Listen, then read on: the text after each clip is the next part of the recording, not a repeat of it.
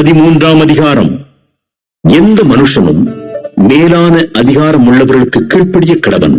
ஏனென்றால் தேவனாலே இன்றி ஒரு அதிகாரமும் இல்லை. உண்டாயிருக்கிற அதிகாரங்கள் தேவனாலே நியமிக்கப்பட்டிருக்கிறது. ஆதலால் அதிகாரத்திற்கு எதிர்த்து நிற்கிறவன் தேவனுடைய நியமத்திற்கு எதிர்த்து நிற்கிறான். அப்படி எதிர்த்து நிற்கிறவர்கள் தங்களுக்கு தாங்களே ஆக்கினையை வருவித்துக் கொள்கிறார்கள். மேலும் அதிகாரிகள் நற்கிரியைகளுக்கு அல்ல, துர்க்கிரியைகளுக்கே பயங்கரமாயிருக்கிறார்கள். ஆகையால் நீ அதிகாரத்திற்கு பயப்படாதிருக்க வேண்டுமானால் நன்மை செய்ய, அதனால் உனக்கு புகழ்ச்சி உண்டாகும். உனக்கு நன்மை உண்டாகும் பொருட்டு அவன் தேவ ஊழியக்காரனாயிருக்கிறான். நீ தீமை செய்தால் பயந்திரு, பட்டயத்தை அவன் விருதாவாய் பிடித்திருக்கவில்லை. தீமை செய்கிறவன் மேல் கோபாக்கினை வரப்பண்ணும்படி அவன் நீதியை செலுத்துகிற தேவ ஊழியக்காரனாயிருக்கிறானே. ஆகையால் நீங்கள் கோபாக்கினை நிமித்தம் மாத்திரமல்ல, மனச்சாட்சி நிமித்தமும் கீழ்ப்படிய வேண்டும். இதற்காகவே நீங்கள் வரியையும் கொடுக்கிறீர்கள். அவர்கள் இந்த வேலையை பார்த்து வருகிற தேவ ஊழியக்காரராயிருக்கிறார்களே. ஆகையால் யாவருக்கும் செலுத்த வேண்டிய கடமைகளை செலுத்துங்கள். எவனுக்கு வரியை செலுத்த வேண்டியதோ அவனுக்கு வரியையும், எவனுக்கு தீர்வையை செலுத்த வேண்டியதோ அவனுக்கு தீர்வையையும் செலுத்துங்கள்.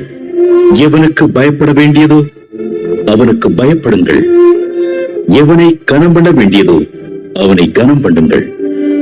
ஒருவரிடத்தில் ஒருவர் அன்பு கூறுகிற கடனே அல்லாமல் மற்றொன்றிலும் ஒருவனுக்கும் கடன்படாதிருங்கள்.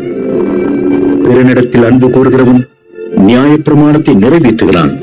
எப்படி என்றால், விபச்சாரம் செய்யாதிருப்பாயாக, கொலை செய்யாதிருப்பாயாக, களவு செய்யாதிருப்பாயாக, பொய்ச்சாட்சி சொல்லாதிருப்பாயாக, இச்சையாதிருப்பாயாக என்கிற இந்த கற்பனைகளும் வேறே எந்த கற்பனையும் உன்னிடத்தில் நீ அன்பு கூறுவது போல பிறனிடத்திலும் அன்பு கூறுவாயாக என்கிற ஒரே வார்த்தையிலே தொகையாய் அடங்கியிருக்கிறது.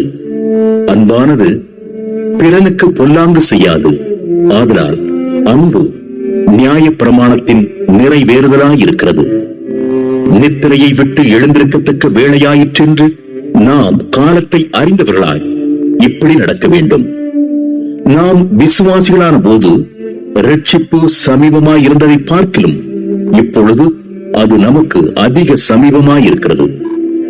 இரவு சென்று போயிற்று, பகல் சமீபமாயிற்று.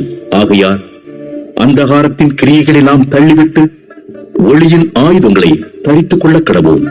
களியாட்டும் வெறியும் வேசித்தனமும் காம விகாரமும் வாக்குவாதமும் பொறாமையும் உள்ளவர்களாய் நடவாமல் பகலிலே நடக்கிறவர்களைப் போல சீராய் நடக்க கடவோம். துர்யிச்சைகளுக்கு இடமாக உடலை பேணாமல் இருந்து கர்த்தராகிய இயேசு கிறிஸ்துவை தரித்துக் கொள்ளுங்கள்.